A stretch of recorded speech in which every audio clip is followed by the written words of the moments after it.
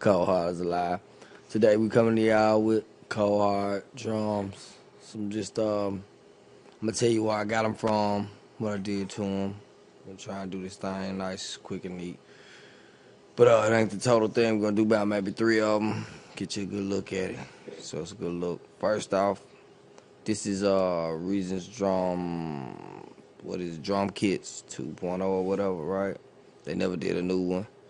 And so I could go find the exact kit they started with, but that's not the important thing. The important thing is what I did to the kit to hype it up. So let's take a listen.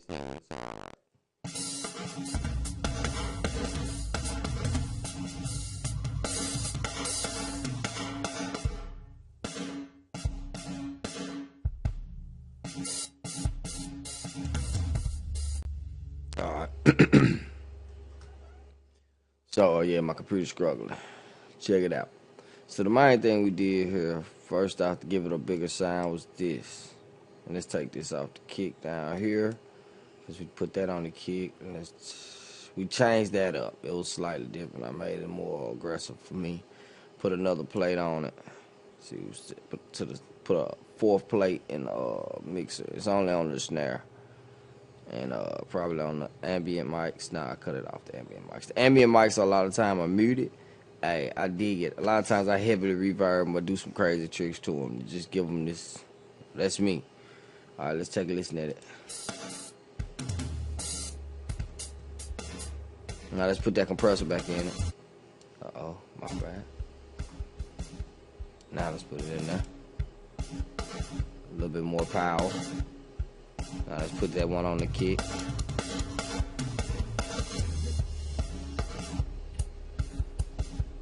And I have another secret in here too. Let's go over here. First off, we parallel compressing it. Take the parallel out.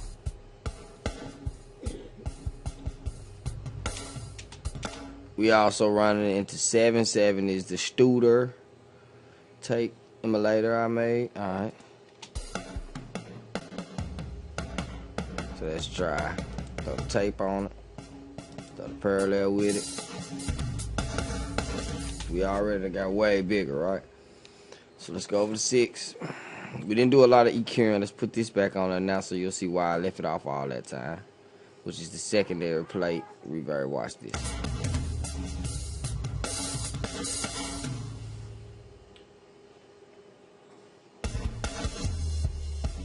Without it.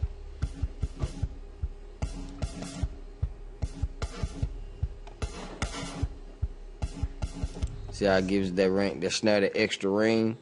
And all it is just a plate reverb. I did some gating to it to kind of make it more dramatic. Okay. Just a basic plate delay. You know. Of course, I changed this reverb as well. And that's what I was going to do, which is what I'm going to do in a minute. I'm going to come back with a brand new kit. And I'm going to show you how I like take the time and tweak it. Hold on. Okay, and we back. So what we're going to do is we're going to talk about this first compressor. It's compressing the whole kit. What we're doing is we're using it like a stay level, L2. We got the original compressor that's actually really doing the work. The secondary is more for funk. We're going to say for funk. If you see right here, we very, very dry.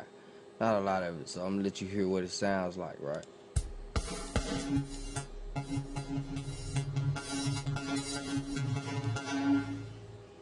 So it's like that. What is that? That's a cone filter.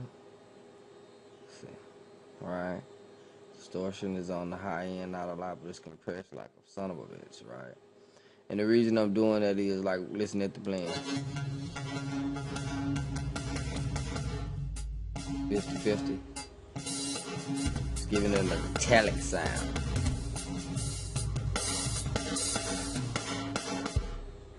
Now let's take it off.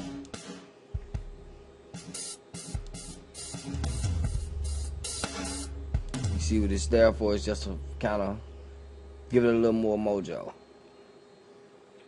Now on this right here, let's take this distortion.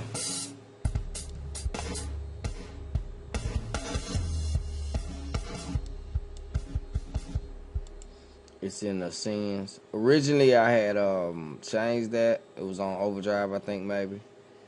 I put it on two because I'm running through a tape, so it's like imagine that I'm recording some of the elements of the drums. The reason I left it on this mixer, done the next one, I'm gonna take it to the SSL mixer. It's because I wanted to keep their original scenes, how much compression they had, son, and reverb to things, and I just did tweaks just to show you like a quick. Cause this is what I typically do in a song. Maybe I'll grab one of their kits, I do a little tweaking to it, and I run with it. To the kick, I came on down there and just basically snatched this. And so if you grab one of their kits, just go right behind the EQ and create whatever effect you want to affect, and it's gonna jump in between. It's very crowded. It's gonna jump in between. See, because there's the kick actual sample. It's the EQ they did. Then my compressor. So if you want to, you could go through there and set it all up in here and create this big template. Because these are huge files, if you look right here. Very huge files. Pretty big, you know. Not huge, but pretty big. So, what I like to do is go tweak them every time. Treat it as if I found the drums I want. I'm in the studio. Now we finna record them. What equipment am I going to add to them? I also did a slight modification to this EQ right here. I love this sound right here. Let's solo the kick. See if you can hear this. It's very, very small. Now watch the difference.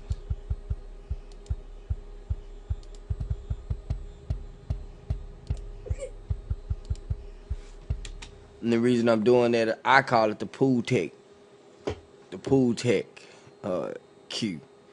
Basically, because some information I gathered online, I won't lie, you know, just searching the internet and researching the pool tech, and it's like this bump, and that's kind of the thing that it does, attenuation and boosting, where you boost one frequency, and right beside that frequency you attenuate, which it confused me at first. Attenuation sounds like something you bringing something up, but as far as I understand it, I think you're bringing it down right next, so you basically boosting in, you cutting right beside it, so that particular frequency will really stick out because it's not a lot of it around the area, if you understand what I'm saying.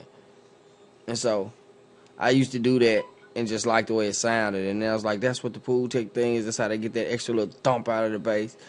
And so I try and do that a lot of times with my kicks, with my sub pieces, pulling, you know, just because I don't want really nothing but that sharp area, that 30 hertz, not 30 hertz, 60 hertz, 70, 120 up in there somewhere, you know, finding it and boosting it right up in there. And then just cutting right ahead of it, and usually leaving what's behind it alone. If you're looking at it in a, you know, straight ahead view, which is what you'll see, you know, dipping the middle, the mid part of it and leaving the high end. I mean the low end back to the point. So now with this kick, you take that off and you got put that back on. Once again, we'll let you hear what the compressor's really doing. We ain't got no kicks right there.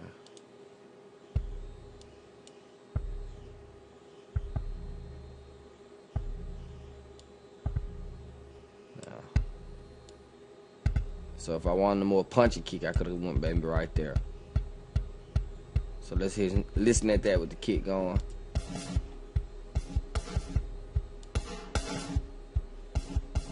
That's cool for right now. We're gonna get right back at y'all with the second part. Actually, I wanted to mention right here. You see what the two.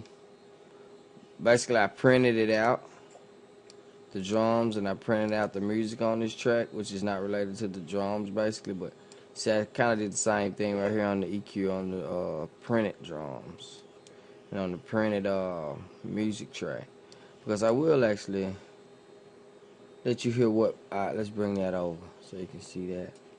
Okay, it's a lot happening here. This is my usual print track will have all the music and vocals, but there are no vocals. So for right now, I was just trying to print it and mix it out just to hear it. And what I did was all the music, that's it. Those are the elements. They are printed out to there, which is ran through my outboard EQ. I mean my outboard equipment. Not nothing major, just a Xenix mixer, what is it, a art pro channel, and that's it.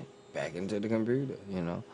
Just kind of doing some little stuff on there. I like physical stuff, and it sounds way different. Same things right here with the drums. Y'all now solo. Let y'all hear that. So this the printed version of the drums.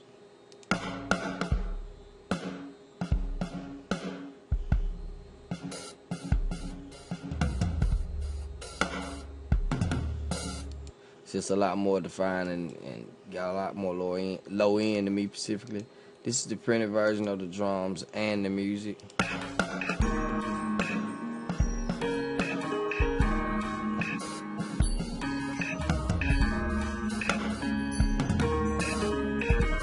It's just like I said, something I was, just kind of. A lot of times I do, instead of just working on tracks all the time, I put stuff together and I just mix the shit out of it over and over and over and do all kind of, like, treat it like it's one song. And if it's not a song I plan on putting out, if it's not got any vocals or anything like that, I'll mix the instruments different, right? Because I'm focused on getting a certain sound. And then later on, I might actually like it enough. I'm pretty sure I will, and then I actually lay vocals on it. But it's kind of like engineering homework, because you got to give yourself homework. You got to give yourself something to do.